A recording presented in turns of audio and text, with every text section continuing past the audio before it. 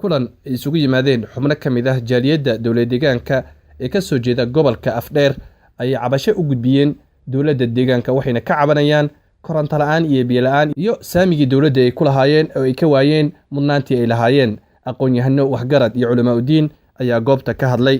intooda badan waxay cabashada ka muujinayeen dhibaatooyinka ka jira deegaankaasi oo 12 sano ee la soo dhaafay oo ay sheegeen in dowladihii hore ee soo maray ay ka gaabiyeen in wax loo qabto deegaankaasi waa kuwan qaar ka mid ah dadkii kulanka soo qaban qaabiyay oo ka hadlaya madashaasi kulanka waxaan maanta halkan isugu imaanay anagoo ah jaaliyadii dhamaantanada cabasho aan ka muujinayno waxa ka dhacay deegaankii shalay iyo daraad mudaharaadada ka dhacay waxaan rabnaa inaan anaguna taageero buuxda inaan siino gobolkaas oo muddo 10 sano hore ah oo maamulayay madaxweynaha hore Cabdi Maxamed Cumar ay ka jireen dhibaatooyin fara badan tacadiyo wada la'aan biyo la'aan horumar la'aan nooc kasta ah waxaan filaynay maadaama uu hadda imaaday maamul cusub oo hogaaminaya madaxweyne Mustafa Maxamed Cumar inuu isbedel meesha ka dhaco waxaan dhacday in madaxweyne Mustafa dhammaan gobolada kale ee deegaanka inuu tagay laakiin still Afdheer inuu san tagin tigitaan la'aantaasi waxay keentay in gobolkii la hilmaamay oo qabsigii ka jiray meesha ama dhinacii kabinetka ama dhinacii xisbiga gobolkii uu hilmaamay taasoo sababtay tigitaan la'aanta ka jirta meesha awgeed markaan aragnay inuusan Mustafa iyo xukuumaddiisii iyo la taliyaashiisii inay u soo jeedin gobolkii Afdheer waxaan rabnaa inaan shucuurtanadii inaan ku muujino inaan ka xunnaay waxa meesha uu ku hayo Mustafa shalay wuxuu ku imaaday isbedel dhibkii ka jiray gobolka 10 sano ee Cabdiilay oo maamulayay ayuu ku imaaday in asaga ku imaaday dulmadiid inuu asaga hadda dulmi uu sameeyo waa arrin aad looga fiican yahay waxyaalaha meesha ka jira dulqaadasho la'aan u dulqaadan weyne baa isku kaana keentay cabashadaanadu waxay ku aadan tahay gobolkaas iyo dawladdaas maamulka ka jirta waxyaalaha ay ku sameynayso dadka shacabka ee waddanka ku nool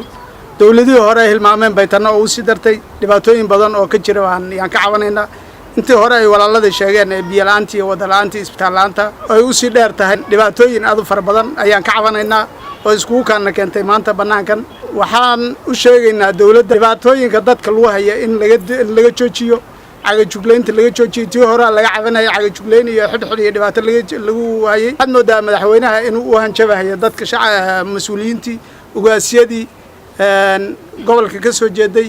siyaasiyiintii ka soo jeeday ayuu u hanjabahayaa waxaan aad iyo aad uga xunahay dhibaatada dadka lagu hayo odayaasha iyo dadka shacabka ee dhibaataysan ay dawladdu sii geysanayso waxyaabaha shacbigu ay ka cabanayaana waa waxyaabo jira gobolku waa gobol la iska hilmaamay oo aan ka mid ahayn maartay kililka